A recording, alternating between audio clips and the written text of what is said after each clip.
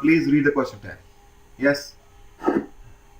A pendulum of length 45 centimeters swings backwards and forwards from X to Z passing through Y. The middle point of oscillation, the angle between the pendulum at X and at Z is 30 degrees. Find the length at which the pendulum both rises above Y. Oh, yes, beta. Explain how to solve this. So I'm not sure, but पहले हमने if we look at Y and Z, we can make a right angle triangle there, and 15 का half हम use कर देंगे, 30 का half 15 होता है. So the angle is going to be 15, and we'll get 45 as a hypotenuse. And using 15 and 45, we're going to find YZ, and then we're going to we'll have to minus it from. I think we have to minus it from 45. So that we can get the नीचे वाला part. Thank you so much, बेटा. Good, great. तो आप देखो ये क्या कह रहा है? ये कह रहा है कि ये पेंडुलम है. आई थिंक आजकल पता नहीं पेंडुलम आपने have you seen pendulum in your real life? कभी देखा कहीं आपने बेटा इसको? आपने? Yes, sir. Where you have seen this pendulum? Wall clock. Wall clock. Yes, wall clock पे होता है. Good. तो ओके, सो इसका जो हाइट है पेंडुलम, इसका लेंथ है 45. It is mentioned this pendulum swing between X and Z. X और एक्स तक जाता है, फिर वापस जी तक आता है. बीच में जो ये पोजीशन है, this is the middle position which is Y. तो जो टोटल एंगल बनता है ना, वो 30 डिग्री बनता है. ये यहां मेंशन हुआ है. ठीक है, हमने ये बताना है कि क्या बताना है. हमने बताना है कि ये कितना ऊपर जाता है पेंडुलम. ये जो पेंडुलम, ये सर्कल है ना, इसको बॉब कहते हैं. Bob, BOB, Bob. ये पेंडुलम का जो बॉब है, ये वाई से कितना ऊपर जाता है, इसकी कितनी हाइट बनती है. तो देखो इसको कैसे करेंगे. ठीक है, तो थोड़ा सा इसको अगर मैं इसको दोबारा बनाता हूं so that you can easily understand. Suppose this is the angle, ये बनता है. मैंने इसको डेलिबरेटली इसका एंगल बड़ा कर दिया सो दैट वो आपको फिर इजीली समझ, अदरवाइज फिगर बड़ी छोटी सी बनेगी ना. तो हमने कहा सपोज ये एंगल 30 है. ठीक है, ये 30 एंगल है जी. ओके, और पेंडुलम की जो लेंथ है ना, वो 45 है. तो अगर देखें पेंडुलम, ये भी 45 होएगा, ये भी 45 होएगा, जो और ये भी 45 होगा, बिकॉज ये सारा पेंडुलम का ये पेंडुलम का वो जो है ना, वो लेंथ है उसकी. ठीक, इट विल बी 45 एवरीवेयर.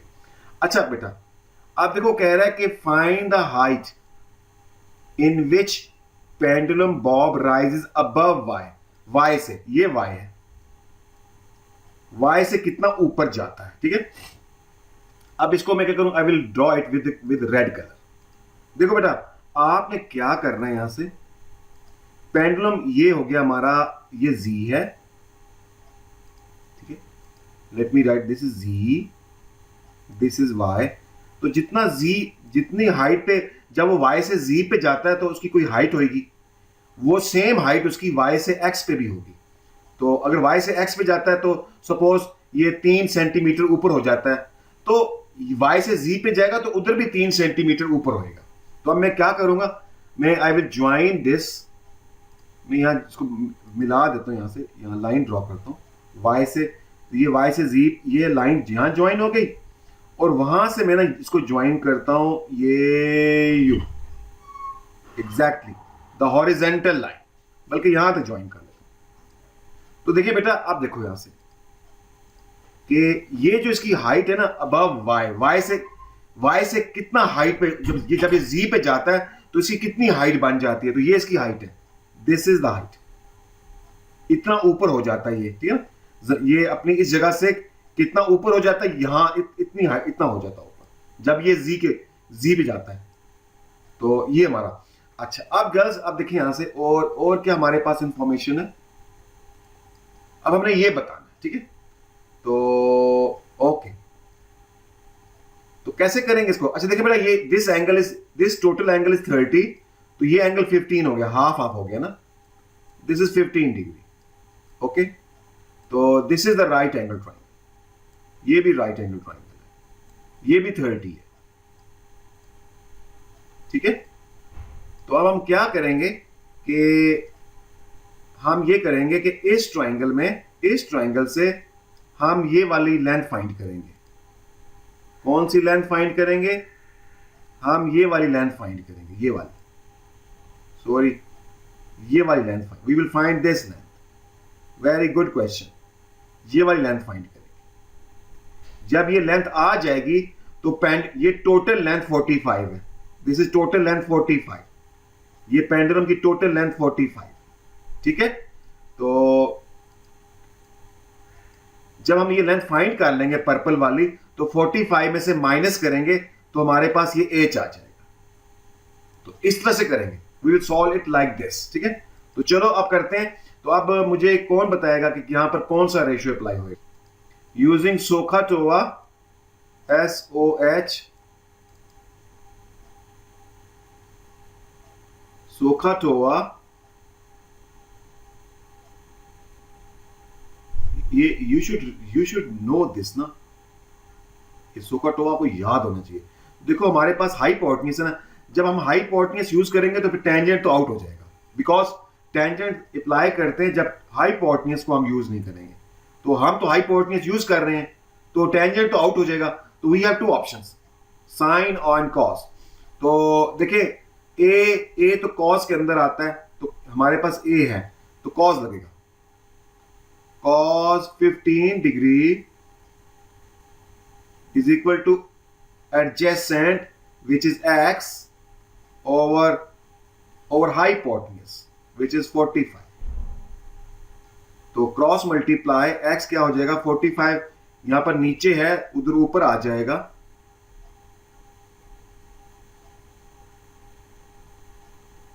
तो please calculate and please tell me क्या आंसर आ रहा है। What is x?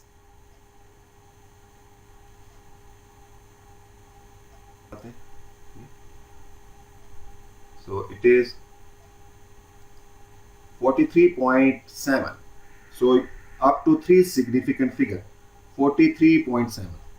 So x is 43.7. It is in centimeter, yes, centimeter. तो बेटा ये वाली जो लेंथ है ना, ये जो दिस पर्पल लेंथ इज 43.7, और ये सारी जो लेंथ है यहां से यहां तक, दिस इज 45। सो जो एच आएगा हमारे पास, वो होएगा 45 में से ये माइनस कर देना है आपने 43.7, ठीक है ना। तो ये होएगा 1.3। 43.5 में अगर ये 43.46 था तो 3 सिग्निफिकेंट पे 43.5 हो जाएगा। 43.5 आंसर आता है बेटा इसका। एक्चुअली 43.5, ये 43.5 हो गया, ये भी 43.5 हो गया। तो हमारा आंसर आ गया 1.5 सेंटीमीटर। ओके, सो ये वाली जो हाइट है, ये जो बॉब है, ये जब z पे जाता है, z या x पे जब जाता है, तो ये y से इसकी जो हाइट बन जाती है, ये 1.5 मीटर ऊपर हो जाता है। अपनी y वाली जगह से 1.5 सेंटीमीटर ऊपर हो जाता है, ठीक है। तो ये इतनी हाइट गेन कर लेता है। तो I hope you understand this.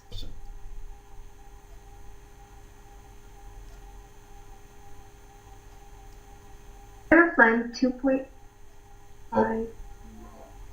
Yes, please read this. When a ladder of length 2.5 meters leans against the top edge of a window of a building, it forms an angle of 55 degrees with the ground.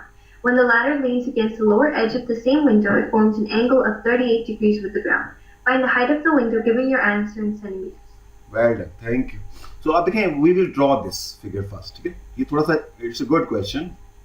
तो हम क्या करते हैं, first of all we have to draw कि when a ladder of length this leans against the top edge of the window of a building, तो एक पहले हम बिल्डिंग बना लेते हैं, ठीक है। Building we use straight lines। हम तो स्ट्रेट लाइन, ये बिल्डिंग है जी, this is the building, okay. और इस बिल्डिंग के साथ ना एक विंडो भी है, ठीक है, एक विंडो है। तो विंडो को मैं दूसरे कलर से ड्रॉ करता हूँ, एक विंडो बना लेते हैं इसके अंदर। तो अगेन पर्पल कलर, तो विंडो को बना लेते हैं ग्रीन कलर से। ये यहां पर विंडो है, ये विंडो है ग्रीन कलर की, थोड़ा इसको और बड़ा कर देता हूँ तो you can see clearly. This is the window in the building, ठीक है। ओके जी, और अब नीचे ग्राउंड बना लेते हैं, नीचे ग्राउंड बनाते हैं इसको, ठीक है। ये ग्राउंड है, बिल्डिंग के नीचे ग्राउंड होगा, ये ग्राउंड है जी। Oh it is very very big light, ठीक है, थोड़ा छोटा करते हैं इसको। तो okay ground, this is the ground line. Okay, अब एक लैडर है, वो क्या करती है, वो लैडर जो है, लैडर को मैं बना देता हूँ ब्लू कलर में, वो थोड़ी बड़ी लैडर ना हो, थोड़ा सा इसको ये एक लैडर पहले यहाँ पर लगी हुई है, ये विंडो के टॉप एज पे लगी हुई है, यहाँ पर लगी हुई है। फिर बाद में यही लैडर विंडो के जो लोअर एज है वहां पर आ जाती है, ठीक है। तो अब इसमें क्या है एंगल, अब जो लैडर है इसकी जो लेंथ है वो 2.5 मीटर है। So this is 2.5 metre, let me use my pen here. तो ये भी 2.5 है, तो ये भी 2.5 है, क्योंकि दोनों लैडर्स है ना, एक ही लेंथ है ना दोनों। तो सॉरी मैंने गलत बनाई है, तो एक mistake, I did mistake I think. So this ladder slips from top corner to the lower corner of the window. So the foot of the ladder will also slip from this point to this point. So we have to find what is the height of this green, which is window, and the length of the ladder is 2.5 meter, and the angle at the bottom is 55, and then it will become 38. And we have to give answer in centimeter as well. अच्छा पहले बताओ इसमें कितनी right angle triangles हैं? How many right angle triangles are there?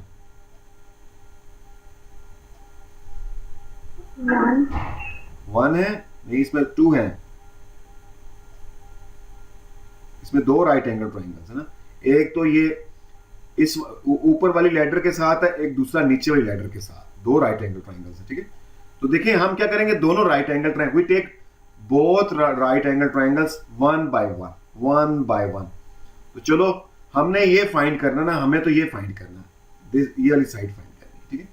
तो यूं कर लो कि आप इसमें यूं कर लो कि पहले ना एक right angle triangle, let me D mark the first right angle triangle, और इसको मैं करता हूँ रेड कलर से, ठीक है, रेड कलर से। तो मैं इसको मेंशन करता हूँ। तो पहली राइट एंगल ट्राइंगल बेटा ये वाली है, मैं इसको मार्क कर रहा हूँ, ये वाला राइट एंगल, ये फर्स्ट राइट एंगल ट्राइंगल, ठीक है। This is the one right angle triangle. So with the help of this right angle triangle मैं ये वाली साइड फाइंड करूंगा, ये वाली, ठीक है। तो ये दिस इज द हाइपोटेन्यूज, ठीक है। आप बताओ कौन सा रेशियो अप्लाई करूंगा, which ratio I will apply? Sir sine लगेगा, क्योंकि ये जो एंगल है इसके सामने ऑपोजिट होएगा, ठीक है। ये हमें फाइंड करना है और हाइपोटेन्यूज को यूज करना है। तो जब हाइपोटेन्यूज को यूज करेंगे फिर टेंजेंट नहीं आता, ठीक है। तो चलो इसको साइन लगाते हैं, ये मैं रब कर देता हूं।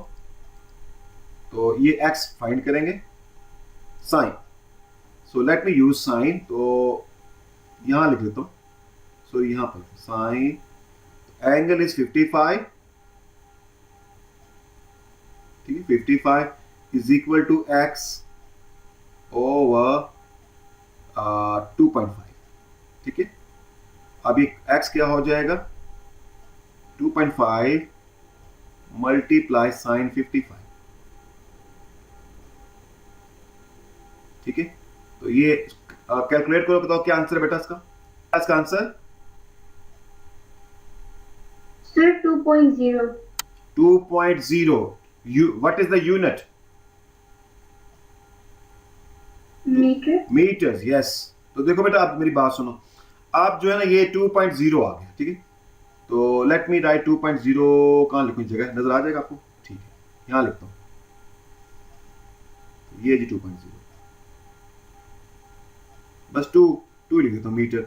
ये लेंथ कहाँ से है, ये दिस इज द लेंथ, ये यहां से यहां तक, और ये दिस इज 2.0 मीटर, ये है जी हमारे पास, ठीक है। अच्छा अब बेटा क्या करूंगा, अब मैं क्या करूंगा, I will use second right angle triangle, second right angle. अब वो सेकंड कौन सी है, उसको भी मैं उसको ब्लैक कलर से करता हूँ। सेकंड राइट एंगल ट्रायंगल ये वाली है, ये वाली।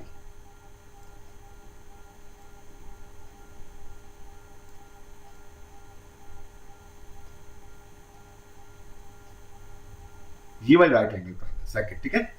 इस सेकंड में इसको फाइंड करेंगे, इसको चलो इसको कहते हैं y, इसको कहते हैं y, इसको y कहते हैं, ये फाइंड करेंगे, ठीक है। तो अगेन ये हमारे पास ये जो इसका हाइपोटेन्यूस, ये हाइपोटेन्यूस है, ये 2.5 है और हमने y, तो अगेन कौन सा रेशियो लगेगा इसमें बेटा? Sine. Again we will use sine in this black right angle triangle. So you came to know कि there are two right angle triangles. दोनों को हमने one by one step by step use किए। तो चलें अब इसको मैं यहां से रब कर देता हूं सो दैट फिगर थोड़ी सी मैसी हो गई थी। तो मैंने ये फाइंड करना है, ये y। तो I will apply sine, again sine, angle is 38 now, is y over hypotenuse 2.5। तो y आ जाएगा हमारे पास 2.5 टाइम्स साइन 38। तो जल्दी से कैलकुलेट करके बताओ what is the answer, what is y?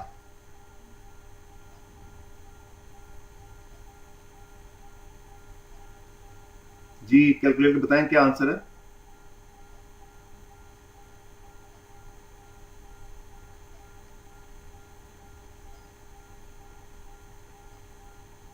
Any one of you? 95. 95 तो नहीं आएगा बेटा, पहले देखें इसका आंसर पहले 2 आया है। 1.53. 1.53, let me check as well because I am doubtful now. I think 1.53 correct है। Sin 38 Sir, it's 1.53.